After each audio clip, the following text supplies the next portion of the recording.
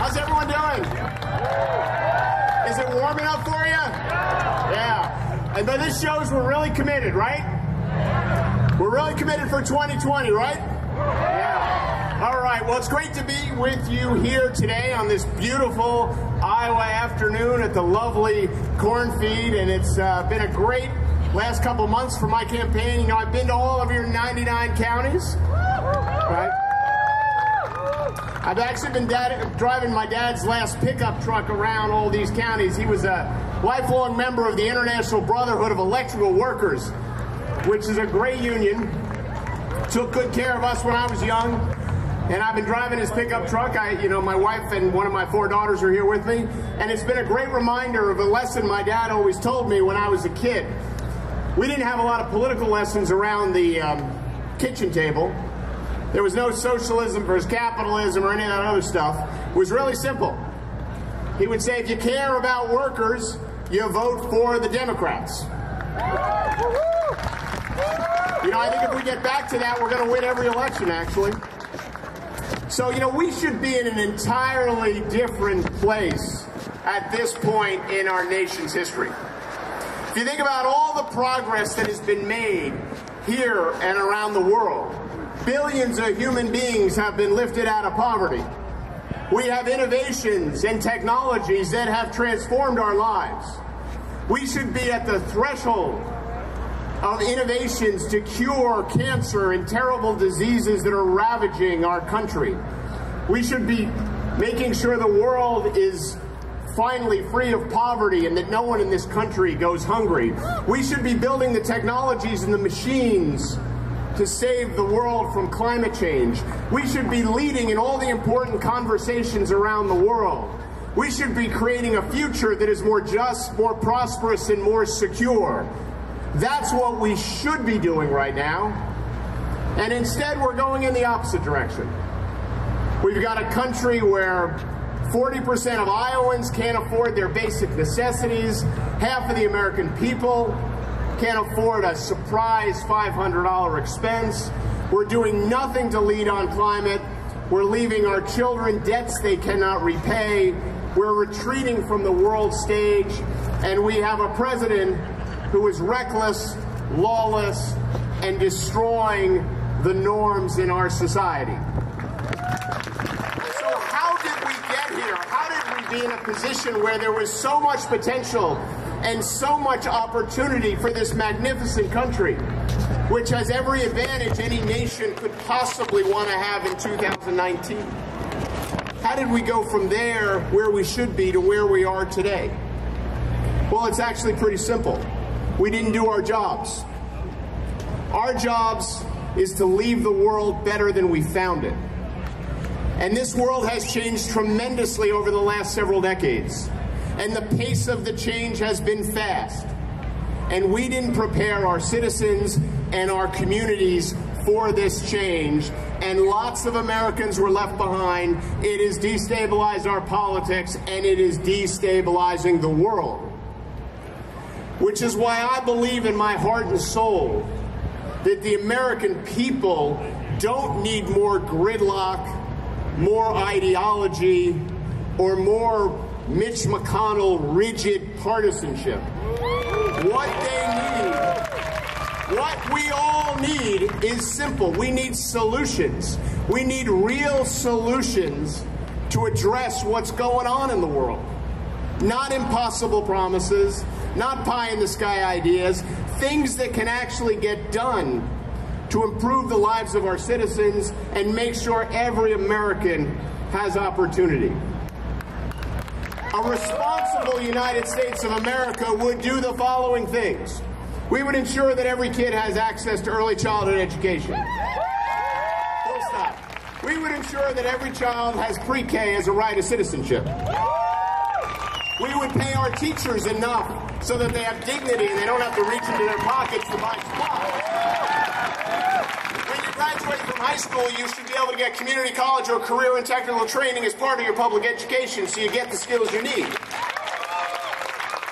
When you go into the workforce, you should have health care as a basic right. Every everyone should earn a living wage by raising the earned income tax credit and raising the minimum wage and creating paid family leave. Every community in this country should have job opportunities, not just the big cities. Rural America should not be shrinking and losing healthcare facilities and losing population. When people retire, they should have retirement security so they can live with dignity. And we should be confronting the fiscal future of this country and the environmental future of this country. These are the things that a responsible nation would be doing. These are the things that our children, my 4 daughters, your children, your grandchildren need us to do. But we need real solutions, not impossible promises to these things. And most importantly, we have to come together as a nation. You know, in 1958, John F. Kennedy gave a speech before he was president. And he said in this speech, we should not seek the Republican answer, we should not seek the Democratic answer, we should seek the right answer. And he was right. He said we should not seek to fix blame for what happened in the past, but we should own our responsibility for our future as Americans. And I believe we're at a similar moment, my friends. The world is changing. We have to reimagine our future. We have to build an economy based on what's happening in the world. We have to create the new social compact that gives every young person the opportunity they deserve, no matter where they're born or the condition of their birth, that allows our workers to live with dignity and have jobs wherever they live, to make sure our citizens have health care and the basic needs they require in their lives, so that they can live with dignity and raise their family and contribute to this extraordinary country. But we can't do any of this while we're so divided. We need a president who wants to restore this notion of common purpose, that we're all actually in this together, that united we stand.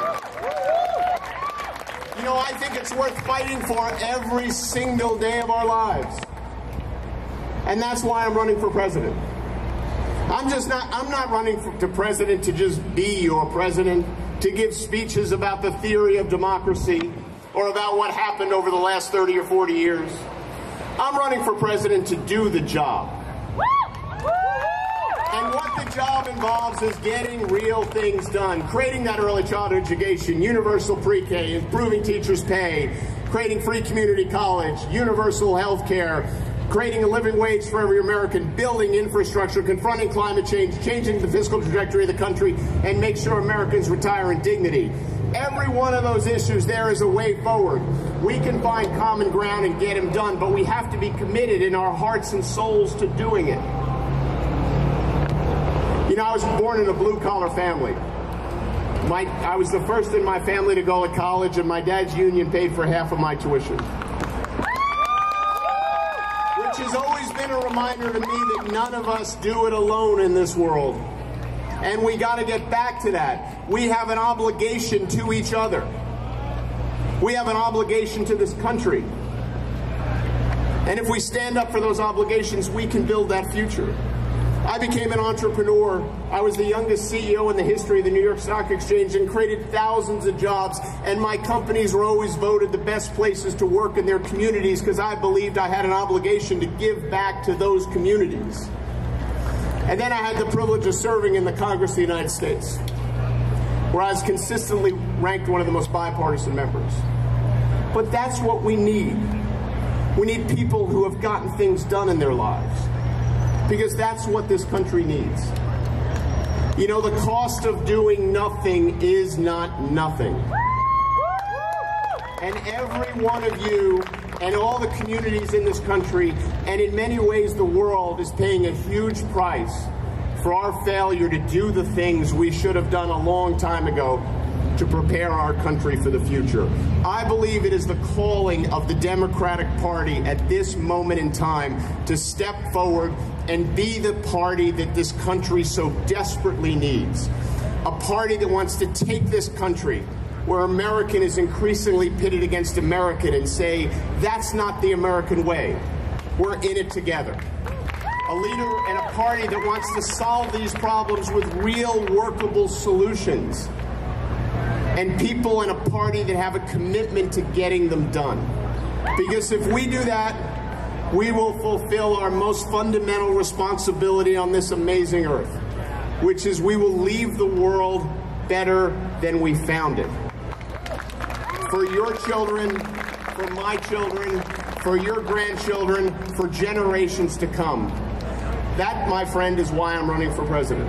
I believe we can do this, but we have to do it together as Americans.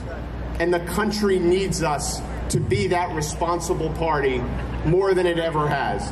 God bless you all. Thank you for being out here and weathering this heat. Thank you for all you do for the Democratic Party. Thank you for getting all these amazing Democrats elected in the state of Iowa. Thank you for what you're going to do to flip Iowa blue in 2020. Thank you for what you're going to do to flip the White House, the Senate, and the House of Representatives blue in 2020. And thank you for your love of this extraordinary country. God bless you all. Thank you.